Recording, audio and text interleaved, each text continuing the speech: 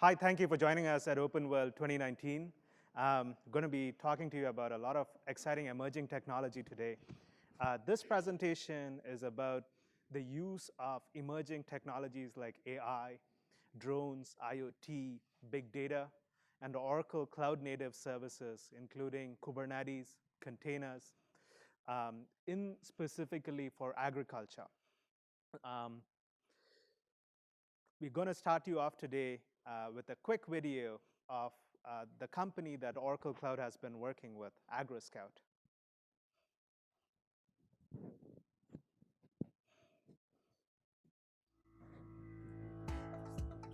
AgroScout is revolutionizing field crop scouting with its autonomous, cloud-based artificial intelligence system for quickly detecting, identifying, and monitoring crop disease and pests. According to the UN, growers lose 20 to 40% of crops to disease and pests, and manual, sample-based scouting doesn't provide full coverage. Existing remote sensing techniques, which have been developed in recent years to address irrigation and fertilizing, are not sensitive enough to accurately detect diseases and pests on time, even when incorporating satellites, planes for scouting. AgroScout's autonomous system uses off-the-shelf drone and camera technology to scan entire fields at minimum cost from the first acre. Integrating weather and other data from existing sources, our highly affordable solution harnesses artificial intelligence to speed up plant-level scouting and to pinpoint the affected areas and recommend treatment. By providing early detection and identification of disease and pests, AgroScout's comprehensive system reduces scouting expenses, optimizes chemical pesticide use, and has the potential to significantly increase both crop quality and yield. Join our scouting revolution, AgroScout. Detection done right. Go to agro-scout.com to start saving today. So hopefully that gives you an idea of what AgroScout does. So Simcha, could you tell us a few words about yourself? Yes, good morning. My name is Simcha Shor. I'm from Israel. I just flew 15 hours to be with you, so I'm honored, and it's a great pleasure to be here with you. And it just shows us how small the world is becoming. Not only is it becoming smaller, we have more and more people that we need to feed. I spent the last 20-some years developing technologies in the defense department, and in the last 3 years trying to take those technologies of remote sensing, computer vision to the agricultural world. My name is Akshay Parthasarathi. I work with cloud native services in the product marketing team at Oracle Cloud. I've been working with the computing industry for over 10 years now. I've been with some well-known brands as well as startups, including Amazon Web Services.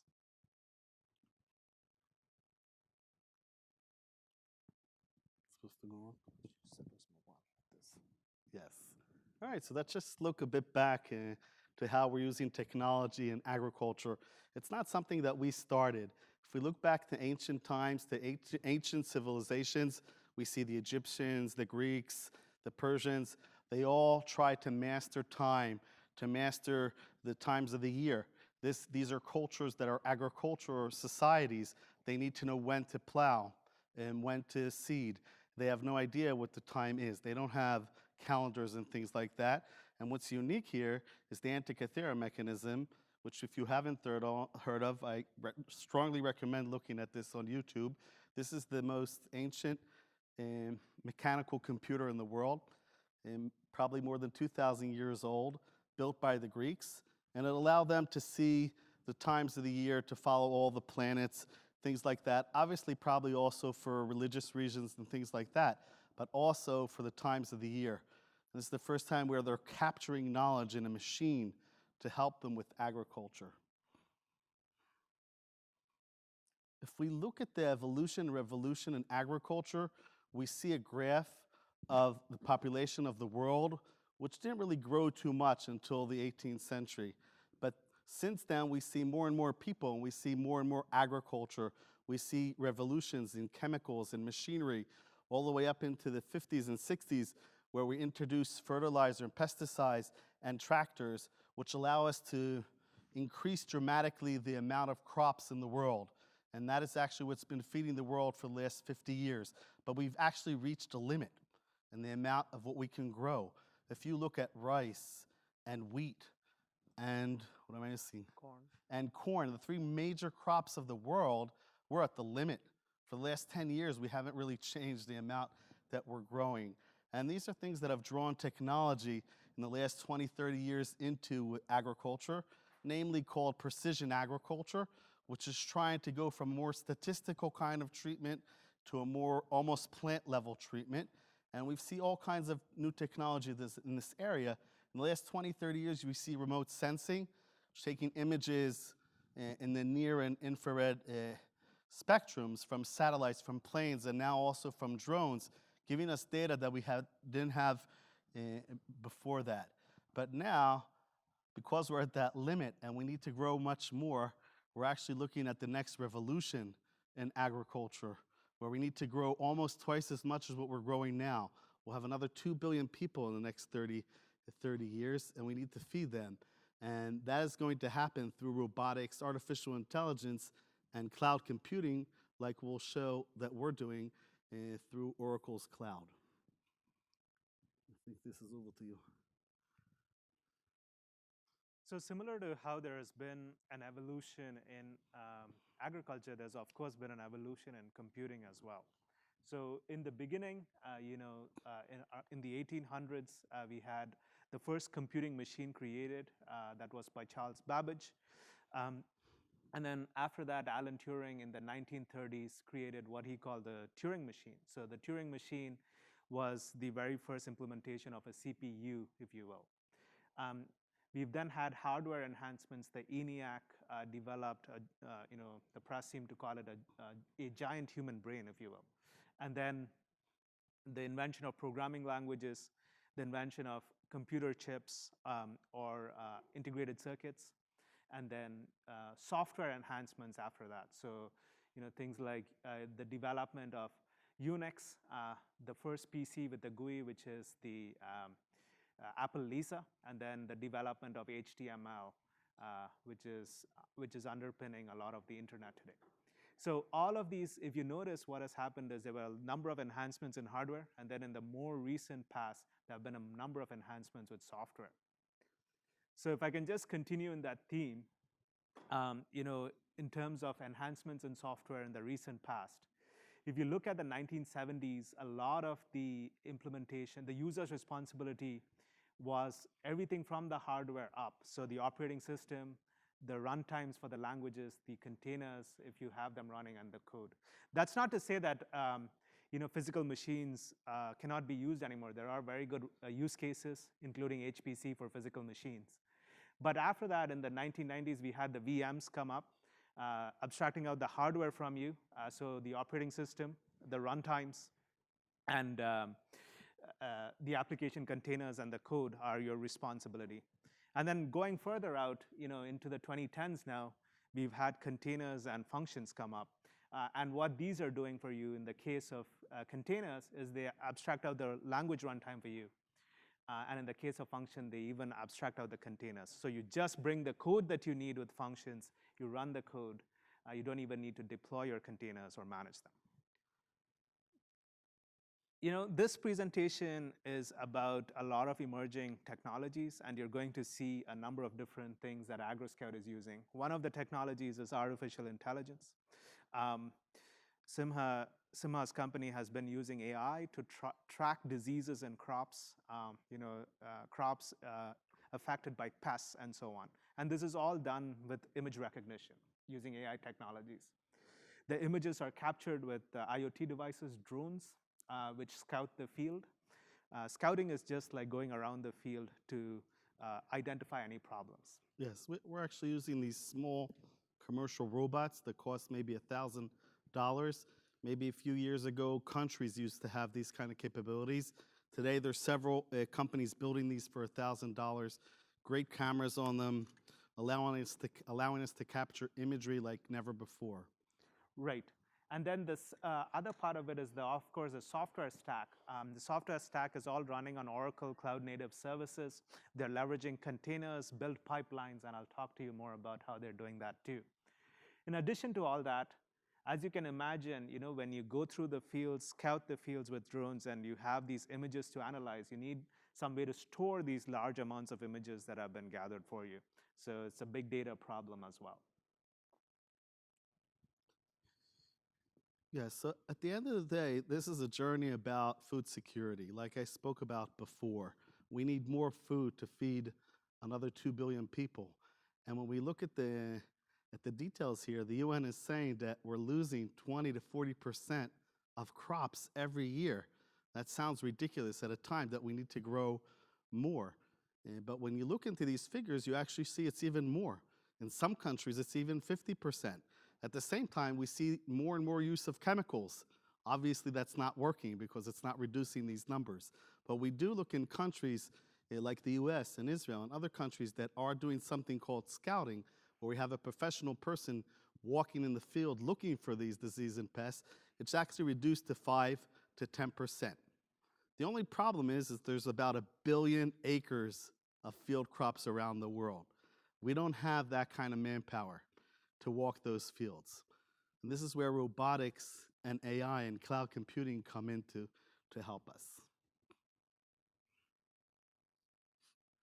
So if you will, there are three levels of AI. So the first level is AI performing simple human tasks. In this case, for example, we want an AI to identify the numbers in a number plate. So these are things that we do intuitively. The second level of AI is machine learning. In this case, what happens is there's a human assisting the AI in doing some kind of pattern recognition. For example, if you're wanting to identify human faces, a human being would teach the AI that the eyes, the nose, the mouth, the ears, and so on make up a face, and the AI can subsequently use the machine learning algorithm to identify human faces in other pictures. Now, the third level of AI is deep learning. So with deep learning, the algorithm itself is sufficiently advanced to learn on its own. So what's happening is you feed in these massive data sets for it to do some kind of pattern recognition. In AgroScout's case, to do the recognition of diseases in pictures of plants that are collected. So deep learning is the algorithm learning by itself, the third level of AI. Now, in terms of how AI is actually affecting your organization, it's pervasive. It can affect many different functions, if not all of them. You can take a simple example of, let's say, you're wanting to process expense reports. Expense reports, the analysis of expense reports, and then subsequently accepting or rejecting them can be done with an AI algorithm that can recognize patterns for you. There are also other examples. AI can be used to screen resumes, for example, in your HR department. So many different use cases for it. It's also applicable across industries, and that's what I show over here. Now, looking at some examples of AI, if you use Netflix, you have recommendations that are provided to you every time you log in. These are generated by analyzing your past viewing history and comparing it to other users using AI algorithms. Uber, the routing of the driver to you by Uber or Lyft, and your route that is taken to reach to the destination is all done using AI. Many more examples, the use of self-driving cars to identify objects on the street, navigate appropriately, and so on. The use of AI in financials, so to make recommendations on what stocks you should buy. So all other examples as well. Let's talk about this in agriculture. Agriculture is a bit slower than other industries. It's a very conservative kind of people and things. And there's a reason for that, because we lost the presentation. There's a reason for that, because these people are working very hard and are making less and less. It's less and less profitable to be a farmer in this world. So they're not so quick on adapting new technologies unless it's really showing something that's helping them. On the left here, we see a very interesting company called MetaMotion, also an Israeli company. They built a robot that drives around in tomato greenhouses Apparently, we lack manpower to pick tomatoes. It detects the tomatoes using computer vision and AI and picks the ripe ones.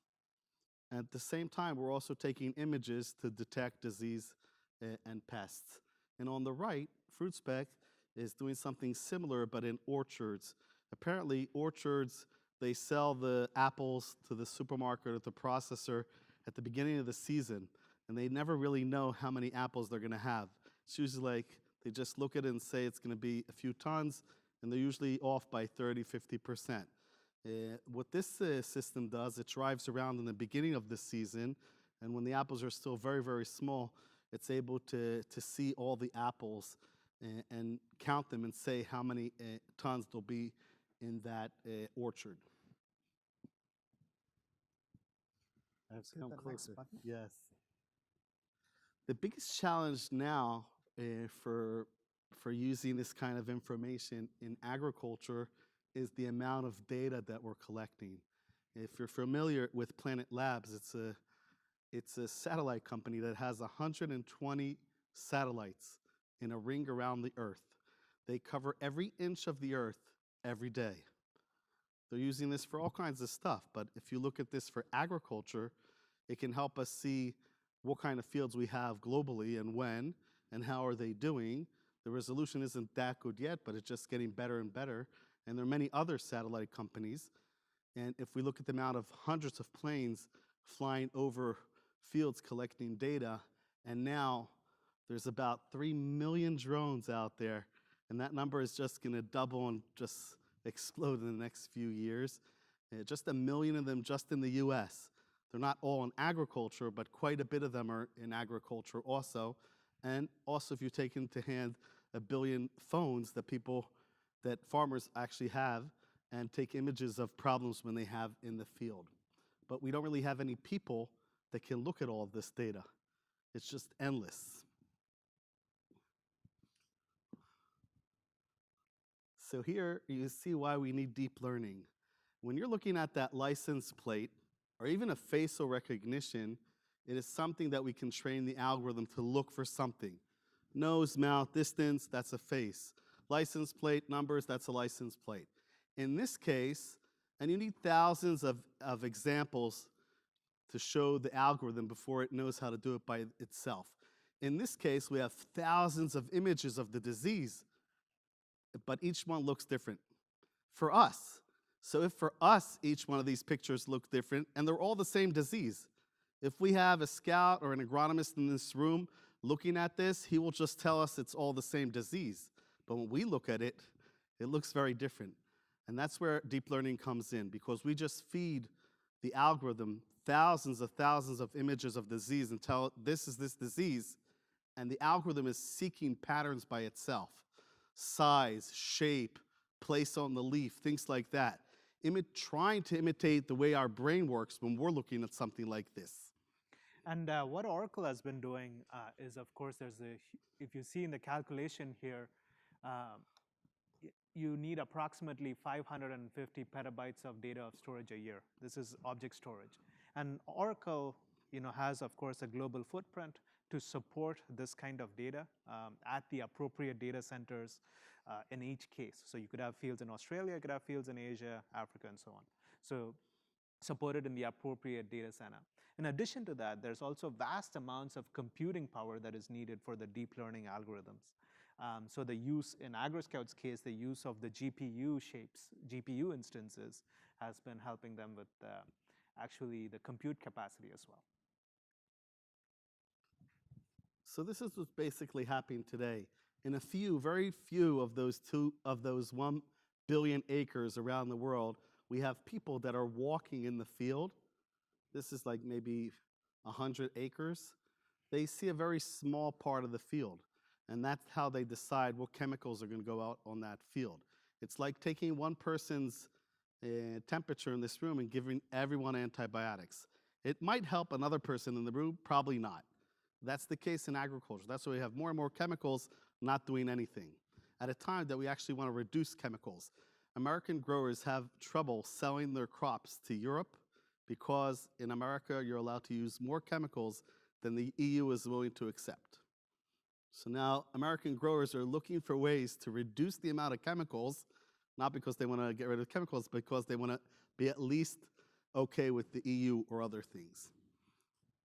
And at the same time that this person is walking maybe for 20 minutes in a field, he'll see 100, 200 plants, and he's great at 7 in the morning. By 8 or 7 in the evening, he's tired. He's not really looking at plants at all. At the same time, we use the small drone. This drone has a 20-minute, 30-minute battery flying 10 meters a second or 30 feet a second and taking images around the field like in checkers. Very low, so the props are turning over some of the leaves. Pests are usually on the bottom side of the leaf. They're not on the leaf. So remote sensing from planes and satellites and drones that fly higher just don't see pests, and that's a major problem. But this actually turns over the leaves. We get images of the bottom part of the leaf where we see the pests. At the same time, we're getting hundreds of images, and each image has 10 plants. It's thousands of images of that field. And all those big images need to be processed somewhere in the cloud. Here you see on the bottom, it's a drone taking an image of the drone. You see the drone flying around by itself. It's imitating that W pattern that a scout would walk in the field, and it's taking an image about every 2 seconds. If you look closely now, you'll see how it turns over some of the leaves. Depends on the height. We usually fly maybe 3, 4 feet above the crop.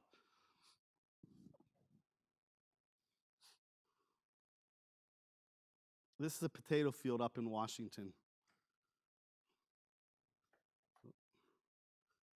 Yes, so now it's finished. So like I said, it'll cover maybe 100 acres in about 20 minutes, taking hundreds of images of thousands of plants, millions of leaves. We don't have people that are going to look at all those pictures.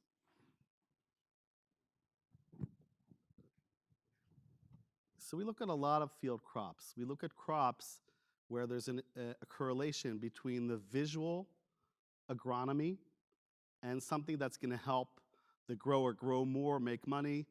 If it's something that if we detect and the grower is not going to have anything to do with it, we don't really look at that. And there's some things that we just can't see. Some things you need to open up the corn cob to see. Something you need to take out the potato from the ground to see. We're not going to be able to see that. But it's much better than nothing. And again, most of the billion acres in the world have no scouting, and they're losing 30, 40, 50% of their crop. Obviously, grapes is not a field crop. It's a fruit. But if you're flying over it, it looks like a field crop. This is an example of how we train the algorithm. So we spend a lot of time taking images over fields, but we use so much chemicals, we don't really see any problems anymore. So in this case, we're growing fields and not treating them for a specific disease or pest. In this case, the beetle, and now we have thousands of images of the different stages of this beetle. And once we make all those little markings of it, now the algorithm knows how to do it by itself. And it'll be able to find even one beetle in a real field. This is a real field, but it's not treated for the beetle. This is an example where we want to lower the amount of chemicals, and we can only do that if we're doing high-level monitoring. So this is what we'll be doing next season. We'll be doing a lot of monitoring with this and using less chemicals against this beetle. Short video. All right, so we're here in Fast. That's a potato field. Alan Schreiber and I are going to talk to you a little bit about potato pest and disease. So potato production, there's a lot of acres and a lot of big fields, and scouting is a pretty intense and expensive endeavor for growers. But also applying crop protection materials are also expensive. So in the way the economy in growing crops is now, the margins are really tight, so growers can't overspend on chemicals or scouting. So we're working with AgroScout to develop a significantly better way to quickly and cheaply scout their fields. And we believe that the AgroScout technology has great potential to reducing the cost of potato production and improving pest management of insects and diseases in potatoes. So many pests and disease, if treated early or when there's very few, like for instance with early blight when there's few lesions in the Just field, look in the or back what with a potato field beetles when looks there's a like. small population, It's treating with them is more endless, effective when we millions start when of the population's leaves. small than when the population gets out of control. So we hope with a technology like this that many acres can be scouted. These small occurrences can be found in fields before they evolve into larger populations that could be more damaging to the crop.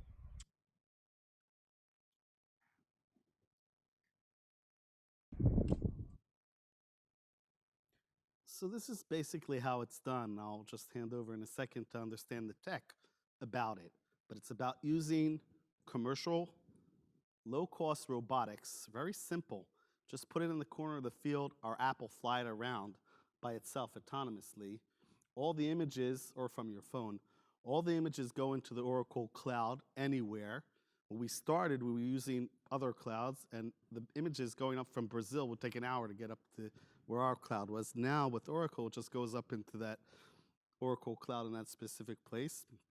The analytics, which is a major part of this, is very computing using. That also happens in the cloud. And that's the resolution that we get on the right. It's a 0.5 millimeter pixel. It's better than what we see with our eye. So when we look at something next to you, that's how good the images are. It just means they're very big images, and it's a big deal to upload them somewhere, store them, and do the analytics on them. We divide each image into 60,000 squares that the AI is running through. So think of how many processes are happening on each image, and there's hundreds of images just on one field. So in terms of how Oracle Cloud is helping with all of this, so as Simha mentioned, there are these drones that are actually collecting data from the fields and sending it to Oracle Cloud. So there are two sets of services that are being used in order to store the information and also analyze the information. The first is the fully managed services. These are the services from the cloud native portfolio from Oracle Cloud. So in particular, they're using the container engine for Kubernetes, the cloud infrastructure registry, and the container pipelines. This allows them a way to deploy their workload fast. So they've gone down from 24 hours to only a few minutes for deployment. And then it's also helped them innovate faster, because if you can deploy faster, you can also you can have software development happen faster too. You can iterate faster. They've also taken advantage of the interoperability and openness that Oracle Cloud Native Services provide. Uh, uh, by using it, for example, with Bitbucket, which is a source code management system, a third-party source code management system. The second set of services that they've used are actually the GPU compute, the object storage, and notifications from Oracle Cloud Infrastructure. So from Oracle Cloud Infrastructure, these services, in particular the GPU compute, provide a massive non-variable performance, right? So these are non-oversubscribed resources that can provide guaranteed performance for them to process the data and gain insights through deep learning. As Simha mentioned, there's also the global footprint that they're taking advantage of. Process the data closest to the field that is being analyzed. In addition to that, of course, you need a way to manage the infrastructure, and Oracle has the tools through Oracle Cloud Infrastructure monitoring and also through the management cloud.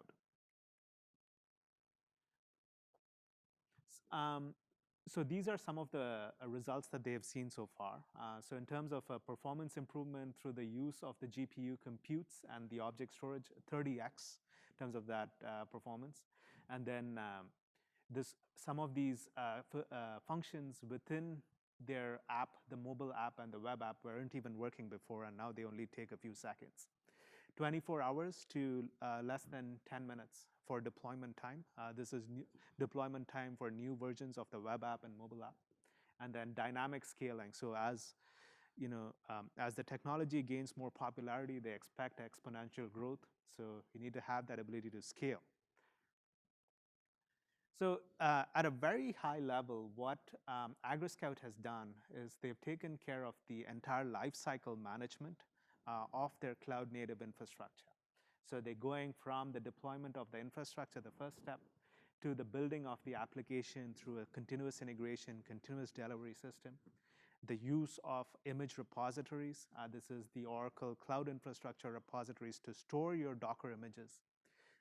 The use of container orchestration, Oracle Container Engine for Kubernetes, to run these workloads either in production or in dev test. And then messaging, telemetry, notifications, alarms through the use of Oracle Cloud Infrastructure and the Management Cloud. So here's the overall architecture diagram about what's going on with AgroScout. So typically, when there's a new version of the app that needs to be published, the developer is going to push it to the Bitbucket repository. The Bitbucket repository is going to, in turn, trigger a build through a continuous integration, continuous delivery product from Oracle called Container Pipelines, also known as Worker. Container pipelines will build a new container image. This is the artifact as a result of the build will be pushed into what we see in the bottom here, which is the Oracle Cloud Infrastructure Registry. And then we also deploy it into production, into Container Engine for Kubernetes. Once it's deployed into production, we have the ability to send an automatic notification. In this case, a notification is sent to the developers using Slack that the build has succeeded, or maybe if there was an issue, that there has been an issue and they need to take a look. Now, I should point out that they are also using multiple versions of code, one for dev test and one for production, and they have corresponding Kubernetes cluster, a dev test Kubernetes cluster, and a production Kubernetes cluster to take care of the deployment seamlessly.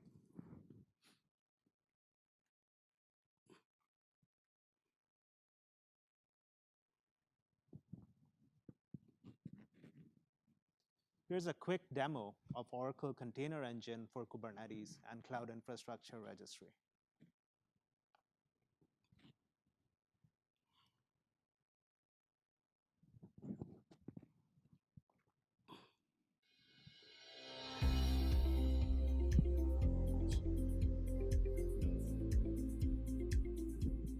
Today, I want to show you some of the cloud-native developer services that are available within Oracle Cloud Infrastructure. I've logged into the OCI console.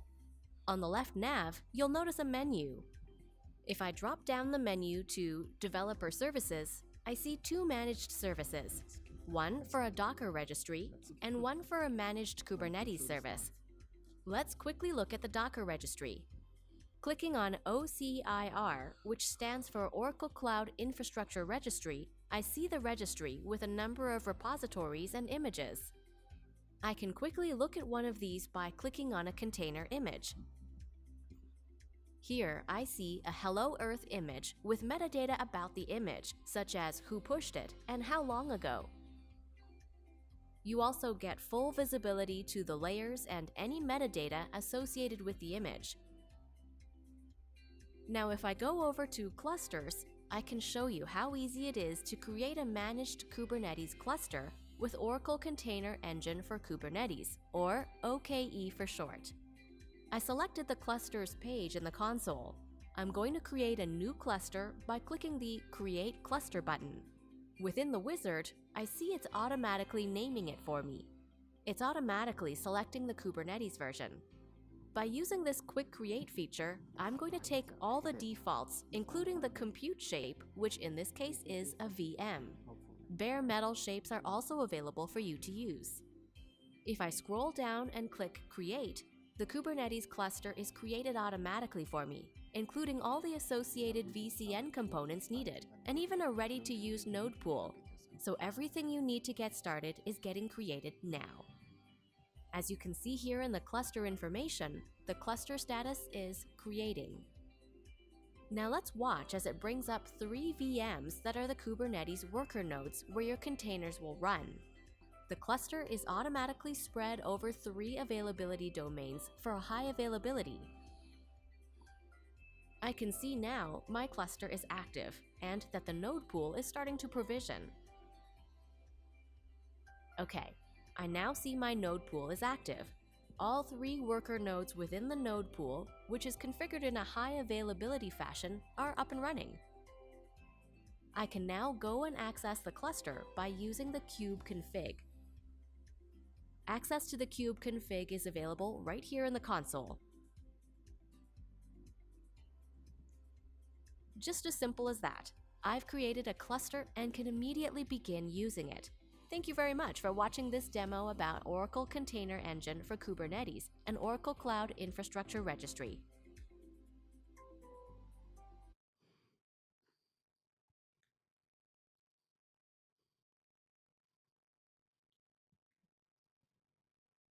So we just want to show you a couple of screenshots of AgroScout's application.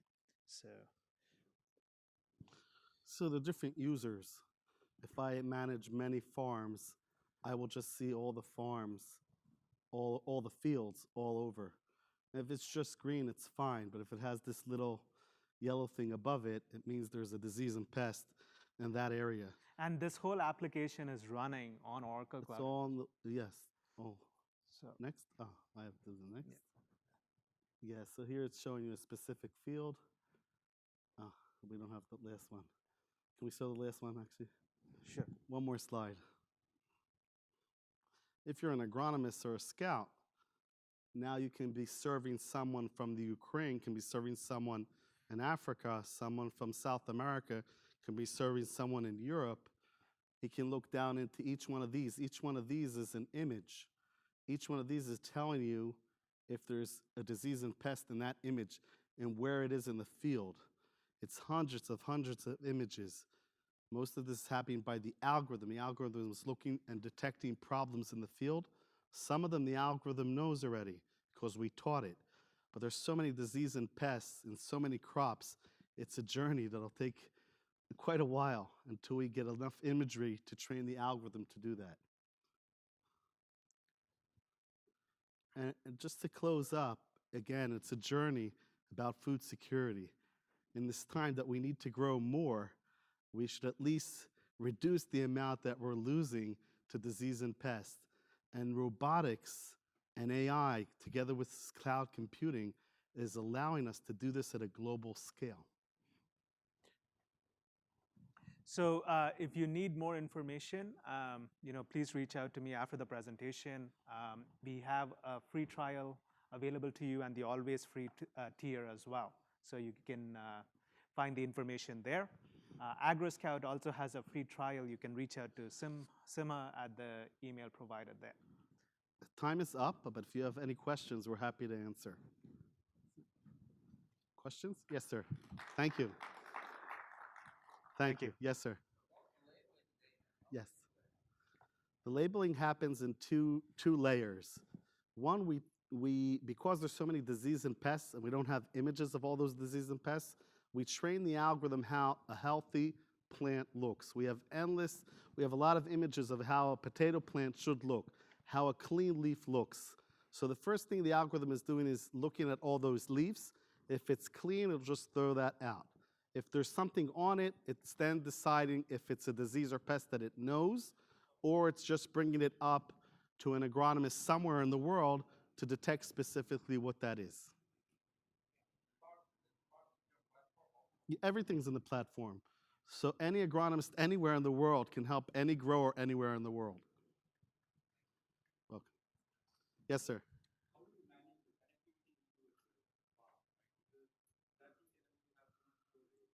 Yes. So there's 500 million growers in the world. I'd say our early adapters are ones that have internet at the farm. There's not internet in the field. Even here in America, in most fields up in north, there's no internet in the field. So it's about taking the images now and taking it back to the farm and uploading it. It's a process that they do today anyway. The scout, if he goes out to the field, they'll only spray that field the next day. It's not a real-time process anyway.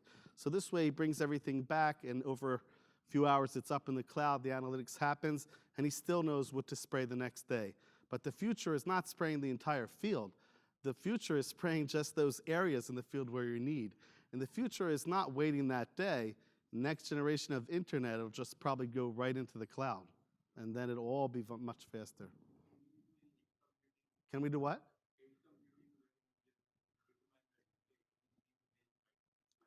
Yeah, we're looking Yes. into that right now, so sometime in the future.